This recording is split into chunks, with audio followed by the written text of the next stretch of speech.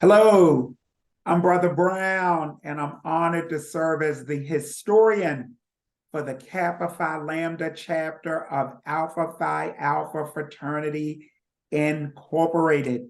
For the past several months, we have been involved in what we're calling an oral history project, where we have been documenting some of the rich history of Kappa Phi Lambda. We've been talking to our charter members, 50-year plus brothers, and also some of our former presidents we have been talking to. So I'm honored today to have with me Brother David Campbell. You'll see later which category he fits into.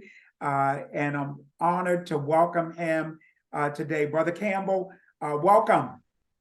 Thank you. Thank you for having me. It's an honor to have you. Today, we are both proud brothers of Alpha Phi Alpha Fraternity Incorporated, and we're glad that you're watching online on our 06. '06, watching on our YouTube channel as I have a conversation today with Brother David Campbell as a part of our oral history Kappa Phi Lambda history documentation project. Let's get started. Brother Campbell, tell us your full name, where you're from, and where you went to college. All right. So my name is David Campbell. And I grew up in Buffalo, New York. I was there until I came to Maryland to go to college. And I came down here to Maryland to go to Morgan State University.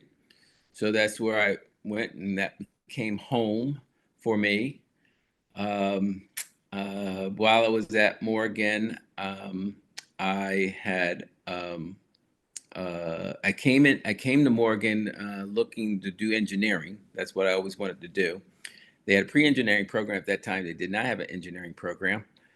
And I had realized by my sophomore year that I just couldn't see the light at the end of the tunnel because their program was not quite how it was described. And I could not talk to anyone that graduated in any reasonable time through this program. So I had taken some computer science courses as an elective, and I had decided to change. I knew I was either going to have to change schools or change majors. And like I said, Morgan became my home, and so I changed majors to computer science. That's great. Hey, let's get some timelines. What year did you enter Morgan? What year was that? I entered Morgan in 1977, and 1977. yeah, And and ultimately, you graduated from Morgan I when? graduated in 1982 because I changed majors. It took a half a year longer. So I graduated in 1982. Yes, That's great with that computer and science degree. Hey, you mentioned the computer Buffalo, New science degree. you Yeah. mentioned Buffalo, New York, so I got to mention the snow. So I guess you left New York and came down here. A little less snow down here. Yeah, well, yeah. It wasn't bad. And growing up in Buffalo, it was beautiful in the summer, but it wasn't until I started driving in the snow till I realized kind of, and so that was it was actually a great place to grow up in That's lots of that's ways. all. That's awesome. Hey, so you're at Morgan. Is Morgan the place where you became a member of Alpha Phi Alpha Fraternity Incorporated? Yes, so I pledged at Morgan.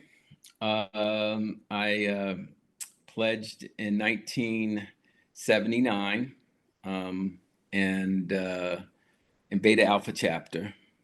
Yeah, there were 12 of us. 15 of us started, 12 of us went over. November 30th, November 29th of 1979. Yeah. That's awesome. What made you choose Alpha Phi Alpha Fraternity? So what made me choose Alpha Phi Alpha? I think that's just kind of part of it is just for me is that's kind of what I knew. I mean, that's kind of what I grew up with and what I knew. And I could get into that part. a little bit. But when I got to Morgan, I knew about Alpha Phi Alpha fraternity.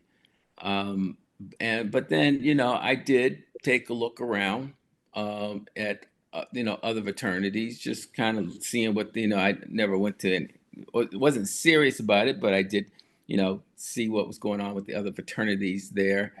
And I felt that Alpha was the place for me, just based upon the environment, there. Each school, what I've learned, every school has a different environment. So, as far as fraternities and sororities.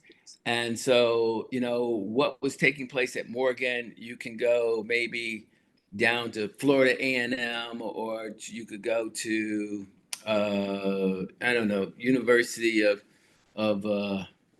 Missouri. I'm just picking a school, and it could be a different environment as far as Yes, fraternities. I'm talking about Black fraternities.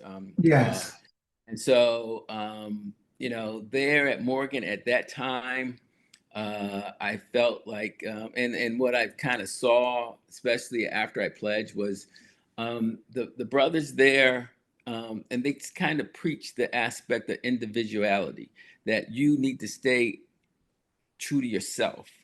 Where I would just say, and I'm not gonna, but I would just say, some of the other fraternities, one in particular, it seemed as if when the guys pledged, and I knew them before they pledged, they seemed to change to a whole different person. And one of the things that stuck with me for all of these 40, what is it now, 40 something years now as a member of fraternity, one of the things that our dean of pledgees used to always tell us is that he would say the man makes the fraternity. The fraternity does not make the man. What he meant by that is what you do is going to represent what alpha is, not what alpha is going to then turn into whatever that is. And that's right. so, and that's what I saw with some of the other fraternities, where they, seem to just even change personalities to kind of fit into that, almost that stigma role that followed, because each fraternity has their own kind of stigma role. Yeah, So I appreciate that, and I wrote that down. The man makes the fraternity. And as you were talking, Brother Campbell, you alluded to that alpha was what you knew, and you seem to suggest that from a young age. So some exposure to Alpha Phi Alpha fraternity in Buffalo, even when you were younger, some exposure there. yeah, so well, before I go to that, let me just add that just to close that loop as far as Okay. my background, because I when I graduated from Morgan, where another piece of alpha here is, when I was at Morgan, one of the first people I met, who's still my hero today, his name is Dr. Clayton Stansberry. He was the dean of students at that time, and he was a fraternity brother. Um, Pledged at Morgan in 1950s, and he was a good friend of my family, and that's how I met him. When I was a freshman there, he was the one that talked me into staying on campus, because I wasn't going to stay on campus. When I first got to Morgan, and the dorm was looked like a jail, and I was like, I'm not staying here. But he convinced me to just stay for a week, and then make that decision. Well, again, then we became fraternity brothers after I pledged, and he knew what my aspirations were. He called me into his office when I was a senior, and he, asked me if I was still interested in engineering. So I told him yes, I am still interested in engineering. So he started talking to me about applying at Johns Hopkins University, and into their engineering program. And I will admit, at that time, and this was like early, 80s. Um, uh, I told him, I said, there was only two things I knew about Johns Hopkins. I said it was a private school and it was very expensive to go there. And I said, and I don't have the expenses to go there. Well, he said, let's let's get you in and worry about that part later. Let's try to get Powerful. you in. And so Through his guidance, I applied and I got into Johns Hopkins University.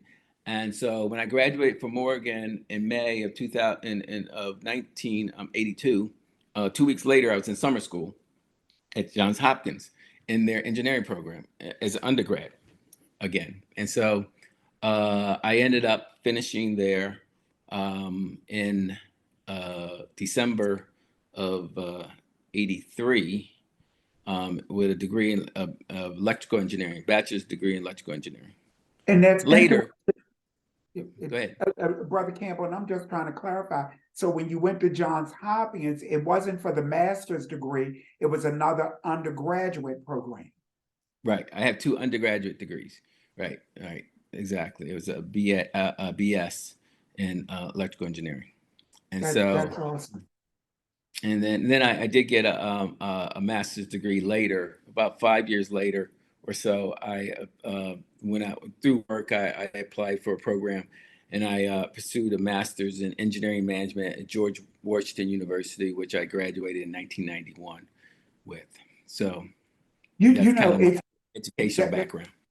thank you so much for closing the loop on that powerful, powerful story. And I believe I definitely know of, and answer, is he still living? Dr. Stansbury, is he still living? Oh yeah, absolutely. Dr. Clayton Stansbury. I'm Yeah. familiar with an Aaron Stansbury that might be some relation to Dr. Clayton Stansbury, but he is still living here in the Baltimore area. Yes. Yes, he is. Yes, Oh, he that's is. great. Thank you. Thank you. I love it during these interviews when we're able to mention some of the names of those persons who, got us into Alpha Land and even beyond Alpha Land, got us through young adulthood and helped push us toward our careers and inspired us. And I love his line, well, let's get you in and let's worry about the money later. Let's take it one step at a time. And it's wisdom like that, it's shoulders like those that many people who are watching these interviews are standing on. And if you're watching, I'm in a conversation today with Brother David Campbell. I'm Brother Anthony Brown. I'm honored to be the current historian for the Kappa Phi Lambda chapter of Alpha Phi Alpha Fraternity Incorporated. This is for our a minute you went on. For a minute you went mute. Okay, all right. I think I'm back. So Yeah. again, I'm Anthony Brown.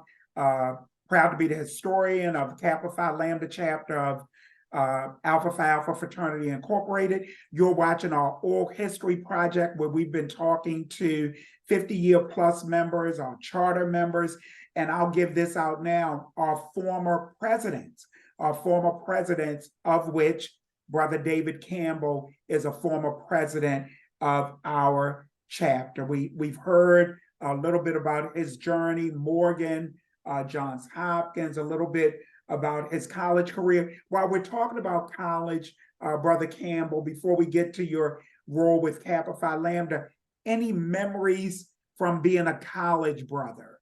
What comes to your mind from that experience? Yeah. Memories of being a college brother. I there's a couple that kind of stand out, I guess. I would say that in particular, some of the road trips that we used to take. We used to take some road trips to Bowie in particular, Bowie State. We had a pretty tight relationship with the brothers at Bowie State, Delaware State, and and getting involved in some of the conferences from a young brother's perspective, and and so those were and just the camaraderie and the brotherhood aspect of it. That's, I think, is the difference when somebody asks me about joining a fraternity. One of the things I would say, it's the difference between a fraternity and other things that one would join,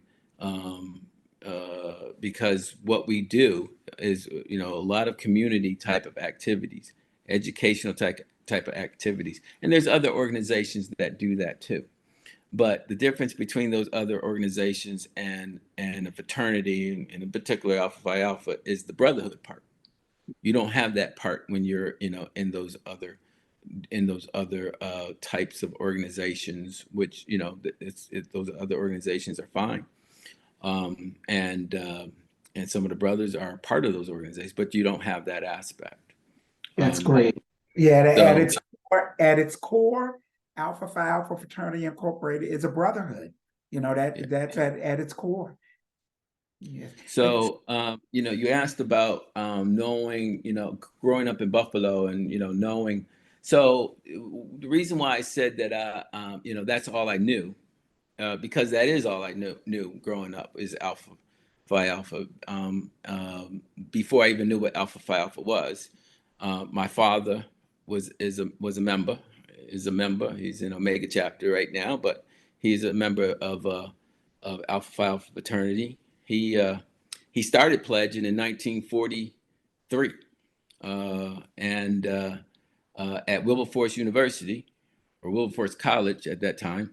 And before at that time, you had to go into I forgot how it worked. You had to go into the Sphinx Club for 6 months before you can even start pledging.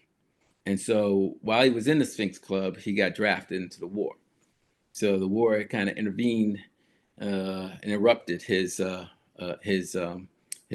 desire to become a member of Alpha Phi Alpha fraternity. But when he got out of the war, he completed his college education at the University of Buffalo, where he continued pursuing, and in 1949 was part of the chartered member of the chapter at the University of Buffalo. Wow. So uh, my father uh, today, yeah, my father would be 102 years old tomorrow. Uh, Wow, powerful. And just give so people a sense of date because they could be watching this at any time. Today is September the 26th. 26, So your dad would be 102 tomorrow, September 27th. February 27th. Yep, yep, yep, And yep. in case this, we hope that we know stuff online lives forever. We're in 2023. Everyone, we're Right. in Yeah. 2023. So that's powerful. So your legacy, that is powerful. Call your dad's name for us, please. I'm sorry. His name is Charles. Charles J. Campbell. Jay. Charles J. Campbell. Charles So J. Campbell. yeah, yeah. Charles J. Campbell. Thanks for And yes, yeah, sir. I had, and then my oldest brother, who's 15 years older than me, he is he's a member of the fraternity. He pledged Alpha at Wilberforce in 1963, I believe it was 1964. And I don't know, either 1963 or 1964.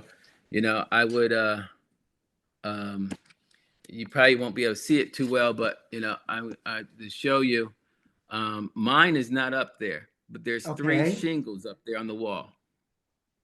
That mine is on. I have to put it back up. I had to redo it and put it back up. But there's three shingles on the wall. One is my brother's. From Wow. his name is Charles Howard Campbell. Everyone calls him Bud from the time he was a little boy. So and so that's the first shingle up there. Um, if I go back to the first shingle up there is my to the to your, I My guess, left left, uh-huh. is my brother's, and that's my father's, in the middle, and the one over here is my grandfather's. So that was on my mother's side, um, and uh, his name is Carl J. Murphy, and he Oh, pledged out J. Murphy. He pledged Alpha Phi Alpha on the second beta line in 1911. And Wow. he was pledged by a couple of the jewels directly. Isn't And that is unbelievable. Do you know which ones? I do not know which ones off the But top of my but head. but but pledged by some of the jewels on your Right. mother's side. He plays on the second line at Beta chapter. And What a he's legacy, Brother Campbell. yeah, he's What mentioned leg in the history book. He's mentioned in the history book. If you go and look it up, I think there's 9 different times he's mentioned in the history book. and you said his name is Carl Murphy. Carl J. Murphy. Carl J. Murphy. And you know, Murphy is a pretty prominent name in Baltimore.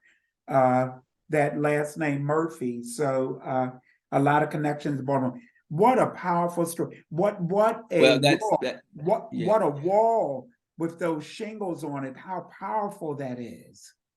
Well, he's part of that connection that you're thinking of. The Murphy So family. right. Murphy. His father started and we owned the Afro-American newspaper. Yes, that's what I was saying. I was thinking of Vashti Murphy and all of those. So with the Afro-American newspaper, you've got some rich history, rich legacy. You mentioned you have your brother's shingle there. Is your brother still living? Yes, he is. He lives in Buffalo. He lives in Buffalo. Wow. He Well, let me for this reason, he let me hold on to it. wow. Well, again, if you're watching online, and obviously you are because you're looking at our YouTube channel, I am Brother Anthony Brown. I'm honored to be the historian of the Kappa Phi Lambda chapter of Alpha Phi Alpha Fraternity Incorporated. I'm talking to Brother David Campbell. This is a part of our oral history project where we've been talking to our charter members, our 50-year plus brothers, and our former chapter presidents. Brother Campbell is a former president of our chapter, and that was the impetus or the foundation of what I wanted to talk to him about. But if you're watching, we're talking about a lot more. We're hearing a lot of rich history here as we talk to Brother Campbell, legacy brother. Father was a member of Alpha Phi Alpha Fraternity Incorporated. His brother, a member, his grandfather, a member on his mother's side, a member of Alpha Phi Alpha Fraternity Incorporated, who was actually part of the second line at Beta chapter, was actually pledged by some of our jewels. So, right. And to clarify, he would be my step grandfather because my mother. Grandfather. Yeah, he would be my step grandfather because my mother, who I considered to be my mother, my biological mother passed away when I was very, very young, and Yes. so Okay. my dad had got remarried to my mother, and she, at a young age, she became my mother, and so thank you. I appreciate the clarification, but again, that grandfather, step grandfather on your mother's side, pledged by the jewels. So a lot of history here, and so just to add one other thing to Carl Murphy's perspective. Besides being the second editor of the Sphinx ever, which is in a history book, his wife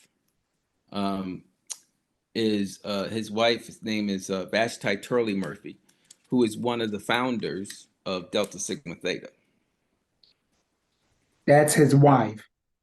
Right. So of course, lot of all of the female members of my family are either deltas or nothing, or nothing.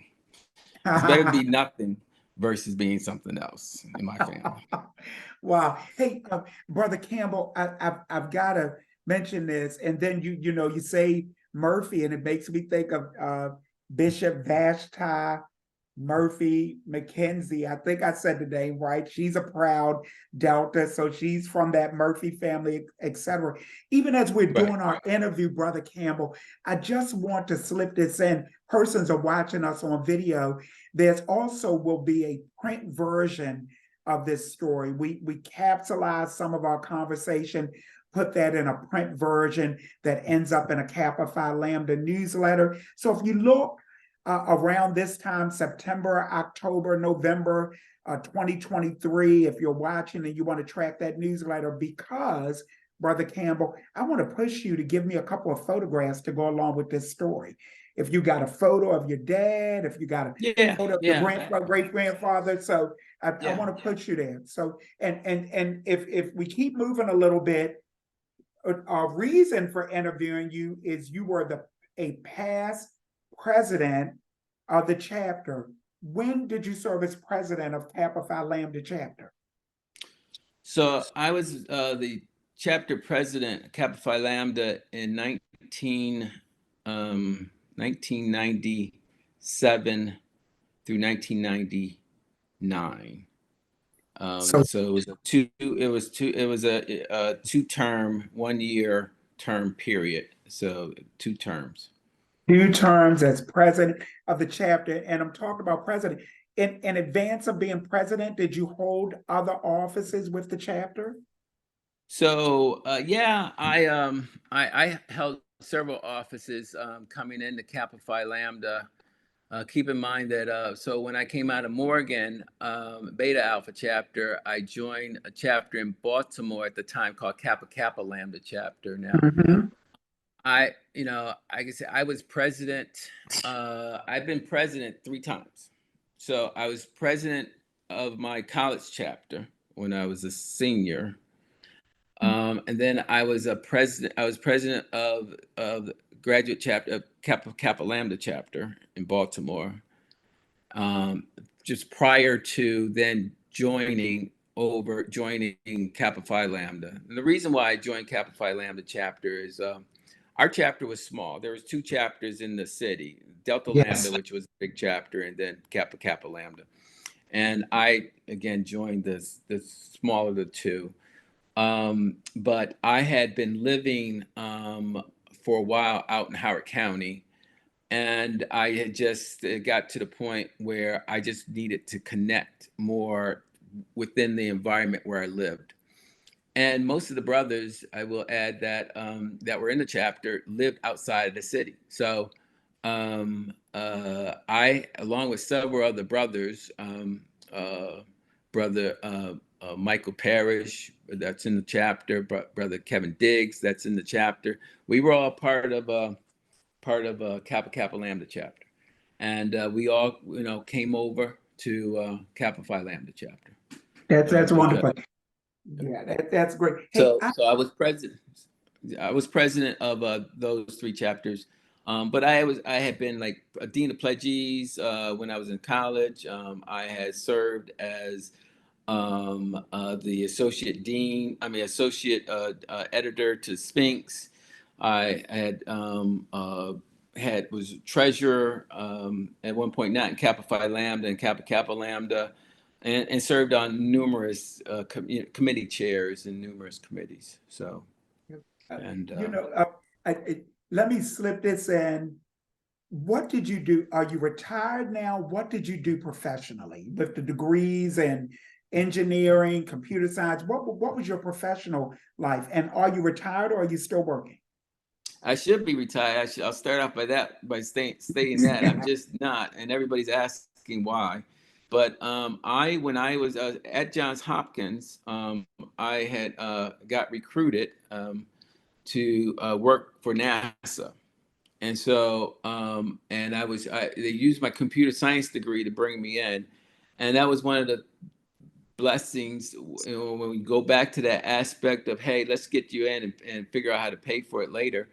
I took out I got a couple of grants, and took out one loan. But then when NASA came recruiting and they hired me, 3 months after that, I was in a program where they paid for the rest of my schooling at Johns Hopkins for my degree complete my degree in engineering. So I started at NASA, and that's where I've been in a lot of different capacities. And this year is year number 40. I have been at NASA for 40 years now. So, that is awesome. Yeah, so I've been there. It's been a good gig. It's been a good place to work. And, you know, I used to say that when people would ask about 6 years, 7 years ago, when, you know, I could have retired then, and a lot of my friends that came in with me were retiring, I used to say, well, I have two reasons for not retiring right now. One is called Matthew, and one's called Mariah. Those are my two kids, and they were in high school at the time, and you know, I had no clue what was going to happen with them. And but now, you know, they are both out of school. You know, my son has his master's degree, and my daughter just got her undergraduate degree, and you know, so that's not the reason I could use anymore. But I guess I'm still just kind of having fun, and I still need to kind of come up with the plan of what I want to do when I do retire. I just don't want to retire. I want to have a plan, and so that's where I am. I've been working at NASA. Right now, I'm working as the supply chain quality manager for Goddard, and but I've worked in a number of capacities of developing instruments and designed networking components and working on different spacecraft, and so that's what I've been doing. Wonderful. Thank you so much for sharing that. Leadership in the fraternity.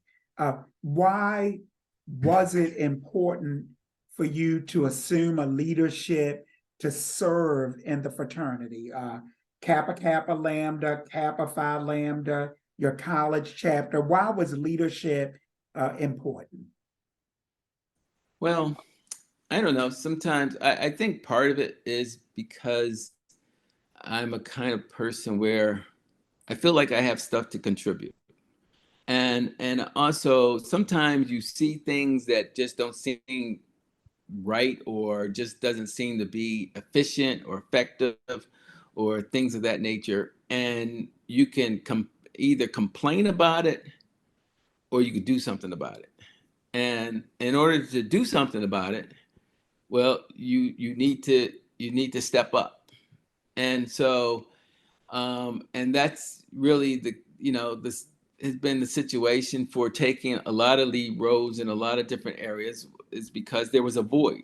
Somebody needed to do it, and they really my goal when at that time, because I had just been in the chapter for about 5 years. I came to Kappa Phi Lambda in 1992, 93, when it came over to Kappa Phi Lambda. I wasn't planning on running for president, but at that time, there was stated to me as a void, Mm.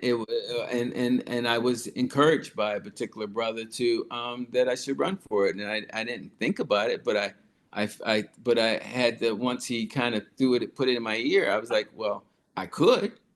I could do the yeah, I could do the job, you know. Now, do I want to do the job?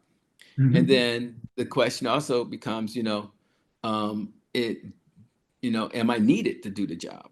Mm. So that's kind of, a lot of times when I fall into those roles, I just felt like somebody needed to step up, and I have the ability to do it, and that's why I stepped up in a lot of roles.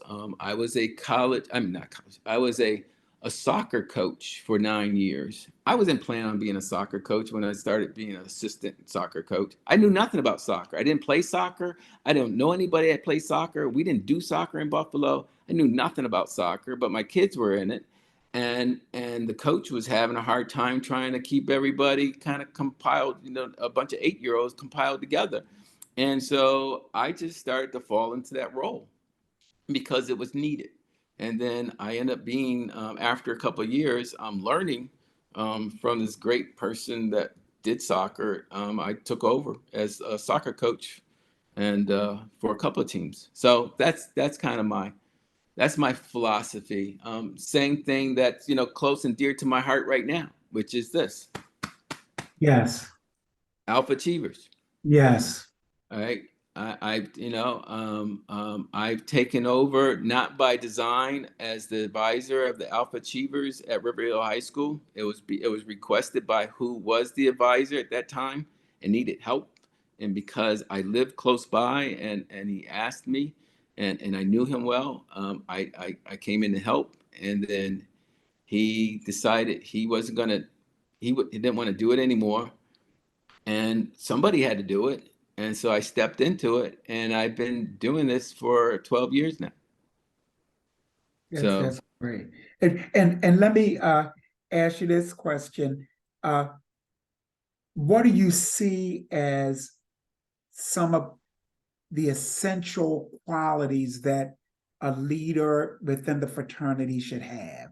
You know, what should the leader, what's some essentials for the leadership resume? yeah, well, I think let me think about, well, one, I think, to be a good leader, in most cases, you have to have good organizational skills. Okay. You have to be able to be organized and get others organized, and that is a key to any successful outcome, I believe. In the role, especially in the role in the fraternity role, as whether it's president or any other leadership role, patience, Mhm. because none of us are getting paid for this, and so you have to kind of realize that, when you're trying to get things done, there's a balance there that you have to maintain, because brothers are not getting paid. All right, so and you have to, and I think, again, I think it's also good communication skills. Good effective communication skills. Those are some of the essentials, I think, for good leadership qualities. And you know what I appreciate hearing, I've appreciated hearing so much of what you've shared during this interview, from president to advisor for an Alpha Achiever chapter. One might think or suggest, well, once you've been president, you've kind of hit the pinnacle for the chapter. So you've kind of done that, so you can kind of coast out. You've done the leadership position, but to go from Mm-hmm. there and then serve as an Alpha advisor at the school level for 12 years. And I appreciate what you said, and I wrote this down as one of my essential qualities for a leader: be willing to fill a void. Yeah. Be willing to fill a void no matter what that void is. Because sometimes persons, I'll fill a void, but it's got to be a certain void. I mean, I don't want to I don't want to hang out at River Hill with 11th and 12th graders. If there's a void out, isn't there another void that might be at another level? So I appreciate that. Being willing to fill a void is essential for the leaders. And when we think about even the jewels, our founders, they were willing to fill a void, the need for this social club, the need to support each other on this white campus, etc. Be willing to fill a void. Right. Yeah, I totally agree. I totally agree.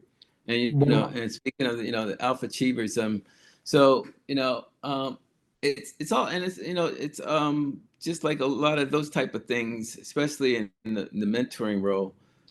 It's a lot of what you put into it yeah. and is going to be what you get out of it. All right. So if you put a lot into it, for the most part, you're going to get a lot out of it. And if you it's an investment of sorts. And so, and I always thought maybe in some other life I probably would have loved to be, or even talked about it, like a teacher, because I am just so proud Wow. of I call them my boys, and throughout the years, I have them now. They still contact me. Even some of them have graduated from college, and I keep track of all of them. I I mean, have a master with a list. 12-year with a 12-year commitment. I mean, you watch these young men. They're working now. They're parents. They're spouses. So yeah, you've watched them through a lot of life. Yeah, and so the thing that gives me a lot of joy is watching as they're graduating from high school and knowing that little ninth grader that came in, that was shy, or just had no real communication skills, was scared to say something, and then looking at them now as leaders, you know, coming out of high school. And so I try to make sure that I'm there for them. I think that's important too. That there's a consistent. They know that I'm there. They know that I'm not going anywhere.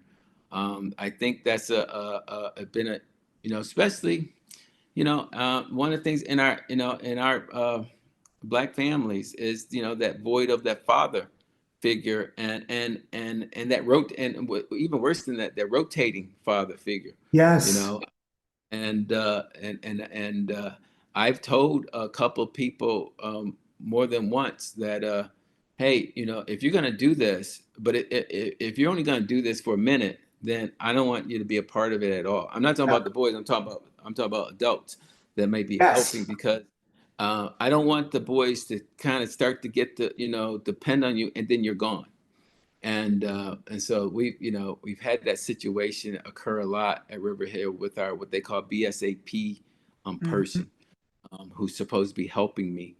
Um, but yeah, And and and so I want to build on that statement. Be willing to fill a void for the right reason.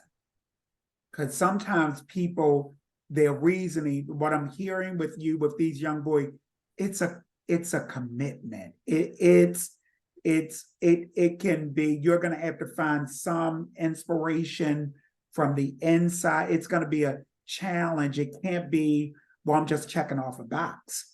I'm just doing this to kind of position myself for my next. I talked to one person, he was an elected official, and I said, well, are you looking forward to this office? And he said, you can't sit in an office looking for your next office. You won't be as effective in the office you're in. no, you won't be. So I appreciate that, appreciate hearing so much of your story. Again, if you're watching, you've been hanging with us for about 50 minutes. This is Brother Anthony Brown. I'm honored to be the historian for the Kappa Phi Lambda chapter of Alpha Phi Alpha Fraternity Incorporated. My immediate predecessor, Brother Lewis Montgomery, he had a vision for an oral history project where we would capture conversations with our former 50-year plus members, our charter members, our past presidents. And you've been talking to listening rather to a conversation with one of our past presidents today, our Brother David Campbell, a legacy brother, made at the Beta Beta Alpha, chapter, Beta made, Alpha chapter. made at the Beta Alpha chapter of Alpha Phi Alpha Fraternity Incorporated. And it's just, we hope you've appreciated hearing this dialogue. Why is, if I can begin to close, Brother Campbell, why is Alpha Phi Alpha Fraternity the nation's first Black Greek letter organization, founded more than a century ago? Why is it still important and relevant today? Why is well, Alpha. okay, yeah. You know why it's still, here's why I think it's still relevant, because this fraternity is, I believe that this fraternity is still the beacon of leadership and brotherhood.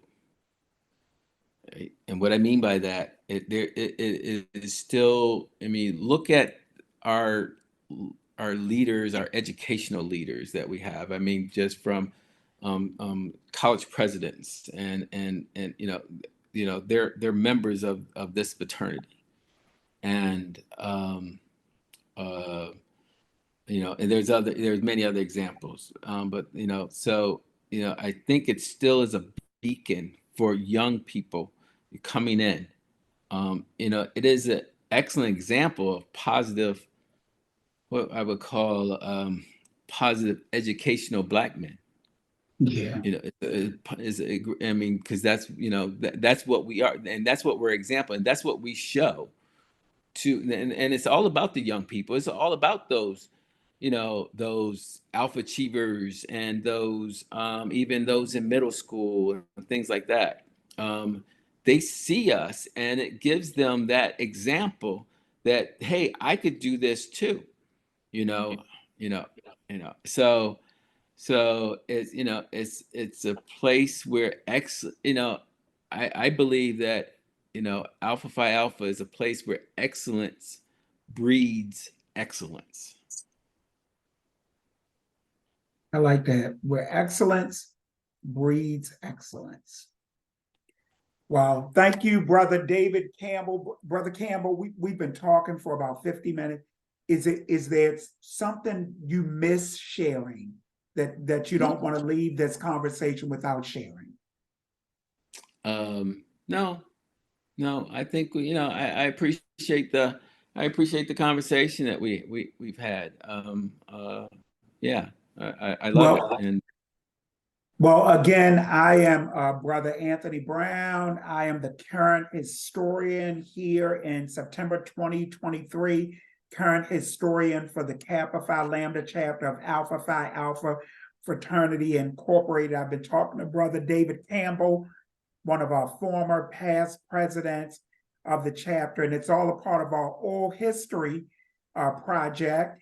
If you're on our YouTube channel, there are a number of other interviews you can go to and get a great deal of knowledge about Alpha Phi Alpha fraternity and also about our Kappa Phi Lambda chapter. Thanks for taking the time to watch, whether it's this morning, this afternoon, or this evening. You're watching at your convenience, but thank you for taking the time to listen. Stay connected to our YouTube channel for other activities and initiatives like this that celebrate Alpha Phi Alpha Fraternity Incorporated and the work of the Kappa Phi Lambda chapter. 06. 06.